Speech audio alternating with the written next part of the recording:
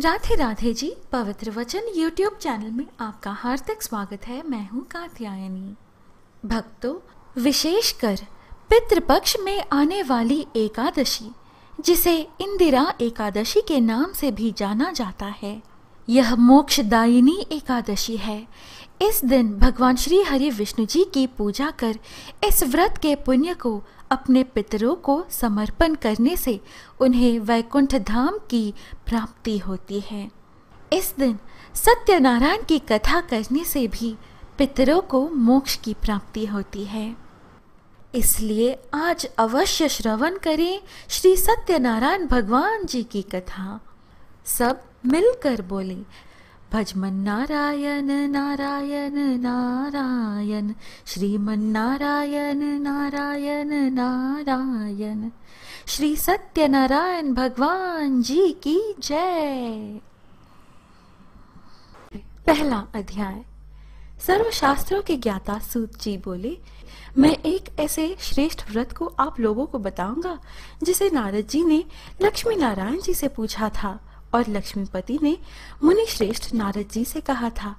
श्री हरि बोले, हे नारद, स्वर्गलोक व मृत्युलोक दोनों में एक दुर्लभ उत्तम व्रत है जो पुण्य देने वाला है। श्री सत्यनारायण भगवान का यह व्रत अच्छी तरह विधान पूर्वक करके मनुष्य तुरंत ही यहाँ सुख भोग कर मरने पर मोक्ष प्राप्त करता है। मानव को भक्ति व श्रद्धा के साथ शाम को श्री सत्यनारायण की पूजा धर्मपरायण होकर ब्राह्मणों व बंधुओं के साथ करनी चाहिए। भक्ति भाव से ही नैवेद्य, केले का फल, घी, दूध और गेहूं का आटा सवाया ले, भगवान को भोग लगाएं, ब्राह्मणों के सहित बंधु बांधवों को भी भोजन कराएं, उसके बाद स्वयं भोजन करें। यहाँ श्री सत्यनारायण व्रत कथा का पहला अध्याय संपूर्ण होता है। अब दूसरा अध्याय। सूत जी बोले, हे ऋषियों, जिसने पहले समय में इस व्रत को किया था उसका इतिहास कहता हूँ। काशीपुरी नगरी में एक अत्यंत निर्धन ब्राह्मण रहता था। भगवान ने एक दिन ब्राह्मण का वेश धारण कर उसके पास गए। दीन ब्राह्मण बोला, हे भगवान, यदि आप कोई उपाय जानते हैं तो बताइए। वृद्ध ब्राह्मण कहते हैं कि सत्यनारायण भगवान मनोवांछित फल देने वाले हैं, इसलिए तुम उनका पूजन करो। ब्राह्मण मन ही मन सोचने लगा कि इस व्रत को जरूर करूंगा। वह सवेरे उठकर श्री सत्यनारायण भगवान के व्रत का निश्चय कर भिक्षा के लिए चला गया। तो उस दिन निर्धन ब्राह्मण को भिक्षा में बहुत धन भी मिला, जिससे उसने बंधु बांधवों के साथ मिलकर श्री सत्यनारायण भगवान का व्रत संपन्न किया। भगवान सत्यनारायण का व्रत संपन्न करने के बाद वह निर्धन ब्राह्मण सभी दुखों से छूट गया। एक समय वही विप्र धन व ऐश्वर्य के अनुसार अपने बंधु बांधवों के साथ इस व्रत को करने को तैयार हुआ। उसी समय एक लकड़ी बेचने वाला बूढ़ा आदमी वहां आया। प्यास से दुखी वह लकड़हारा पूछने लगा कि आप ये क्या कर रहे हैं। तो ब्राह्मण ने कहा कि सब मनोकामनाओं को पूर्ण करने वाला यह सत्यनारायण भगवान का व्रत है।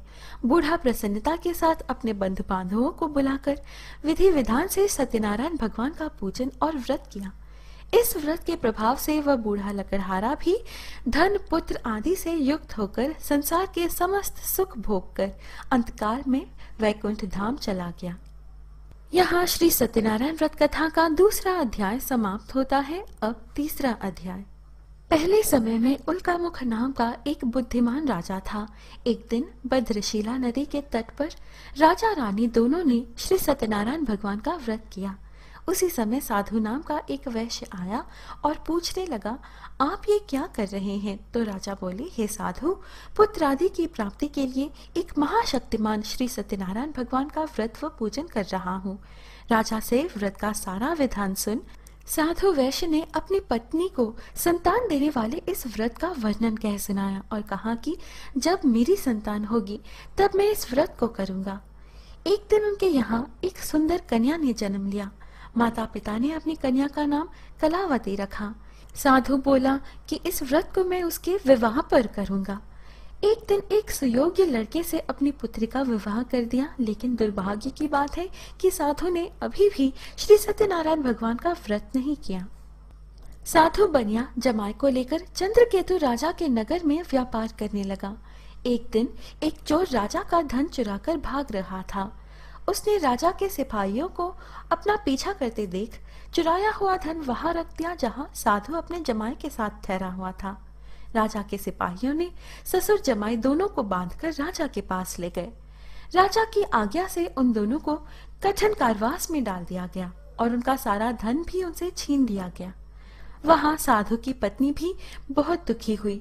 घर में जो धन रखा था उसे चोर चुरा ले गए। एक दिन कलावती किसी के घर गई तो वहां उसने श्री सत्यनारायण भगवान का व्रत होते देखा। कलावती ने अपनी माता से श्री सत्यनारायण भगवान के व्रत के बारे में कहा। तब लीलावती ने परिवार व बंधुओं सहित श्री सत्यनारायण भगवान का पूजन किया। श्री सत्यनारायण भगवान इस व्रत से संतुष्ट हो गए और राजा चंद्रकेतु को सपने में दर्शन देकर कहा, हे राजन, तुम उन दोनों वैश्यों को छोड़ दो। प्रातःकाल राजा ने बनिक पुत्रों को कैद से मुक्त कर उन दोनों को नए वस्त्र आभूषण भी पहनाए और जितना धन उनका लिया था उससे दुगना धन वापस कर दिया।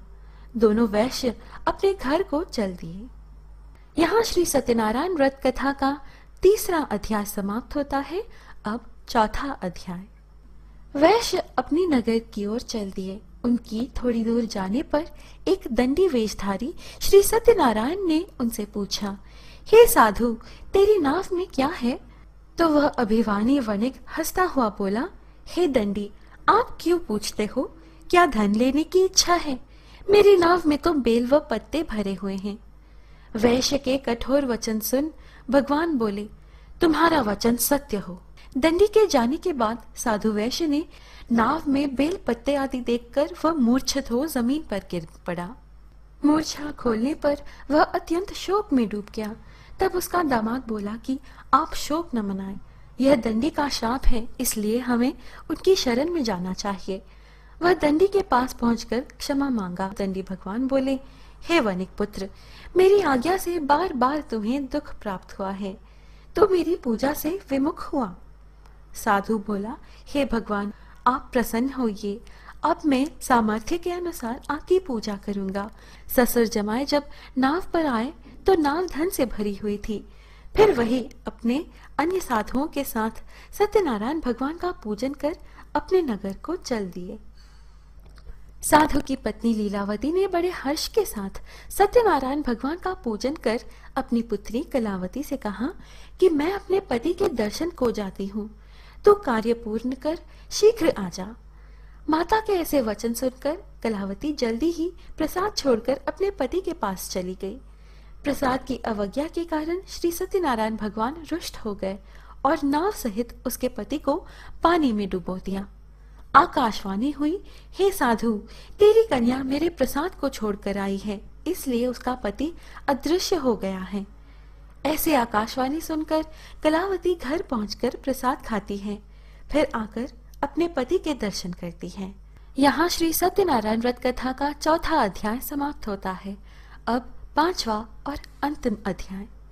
तुंगध्वज नाम का एक राजा था। एक बार वन में जाकर वन्य पशुओं को मारकर वह बड़े पेड़ के नीचे बैठ गया। वहां उसने ग्वालों को भक्तिभाव से सत्यनारायण भगवान का पूजन करते देखा। अभिमानवश राजा ने उन्हें देखकर भी पूजा स्थान में नहीं गया और ना ही उसने भगवान को नमस्कार किया। ग्वालों ने राजा को प्रसाद दिया, लेकिन उसने वह प्रसाद नहीं खाया और प्रसाद को वही छोड़ वह अपने नगर को चला गया। जब वह नगर में पहुंचा तो वहां सब कुछ तहस नहस हुआ पाया, तो वह शीघ्र ही समझ गया। वह दोबारा ग्वालों के पास पहुंचा और विधि पूर्वक पूजा करके प्रसाद खाया, तो श्री सत्यनारायण भगवान की कृपा से सब कुछ पहले जैसा हो गया। सूत जी बोले, जिन्होंने पहले इस व्रत को किया है, अब उनके दूसरे जन्म की कथा सुनो।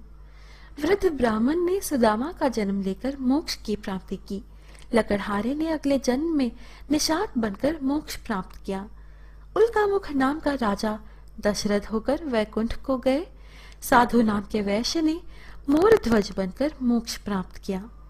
महाराज तुंगध्वज स्वयंभू होकर भगवान में भक्ति युक्त होकर कर मोक्ष पाया। यहाँ श्री सत्यनारायण व्रत कथा का 5वां अध्याय समाप्त होता है। श्रीमन नारायण नारायण नारायण, भजमन नारायण नारायण नारायण। श्री सत्यनारायण भगवान की जय।